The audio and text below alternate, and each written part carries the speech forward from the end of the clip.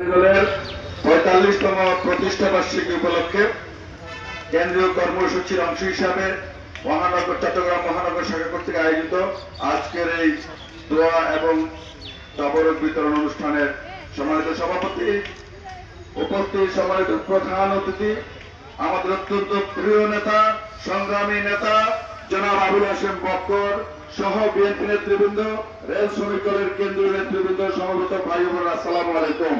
বন্ধুগণ, এখন বক্তব্য তেমন নয়। আমরা জানি গণতন্ত্রের নেত্রী, গণতন্ত্রের জননী, দেশীয় নেত্রী, যিনি এদেশের স্বাধীনতার সার্বভৌমত্বের জন্য তার জীবন বিপন্নের কাছাকাছি চলে গিয়েছিলেন। মিথ্যা মামলায় কারাগারে নির্যাতিত হওয়ার পর থেকে অসুস্থ অবস্থায় জীবন মৃত্যুর সন্ধিক্ষণে তিনি হাসপাতালে চিকিৎসাধীন আছেন। এই অবস্থায় শহীদ রাষ্ট্রপতি জিয়াউর রহমান বীরোত্তমের হাতে গড়া বাংলাদেশের একমাত্র ট্রেড ইউনিয়ন জাতীয়তাবাদী রেল শ্রমিক দলের প্রতিষ্ঠা বার্ষিকীতে আমরা কোনো আনন্দ উল্লাস করতে পারি না।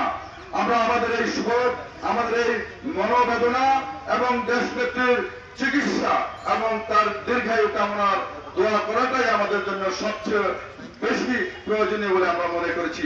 সেজন্য আপনারা জেনেছেন, আমরা বাংলাদেশের ৪২টা জেলায় বিস্তৃত রেল অঞ্চলে ৫৩টি স্থানে আমরা আজকের এই কর্মসূচির মতো কর্মসূচি দিয়েছি। এই এক সপ্তাহে আমরা দেশনেত্রী বেগম খালেদা জিয়ার দোয়া করব আল্লাহ পাক যেন দেশনেত্রী বেগম খালেদা জিয়াকে সুস্থ করে আবার জনগণের মাঝে কাজ করার তৌফিক দান করেন, সেই জন্য আমাদের দোয়া।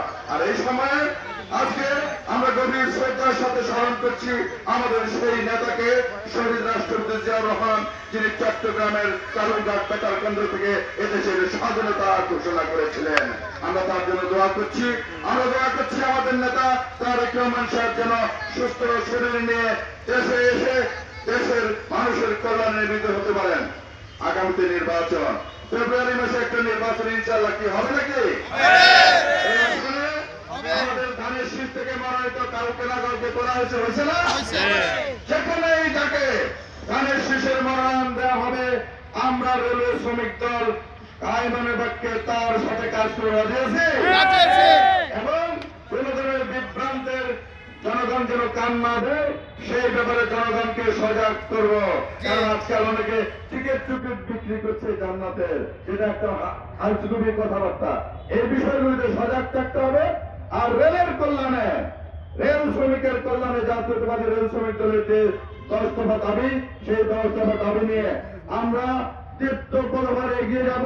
বাংলাদেশ জাতীয়তাবাদী দল আমাদের সাথে আছে, থাকবে, এই প্রত্যাশা ব্যক্ত করে আপনাদের সবাইকে ধন্যবাদ জানিয়ে দেশনেত্রীর সুস্থতা কামনা করে আমার বক্তব্য এখানে শেষ করছি।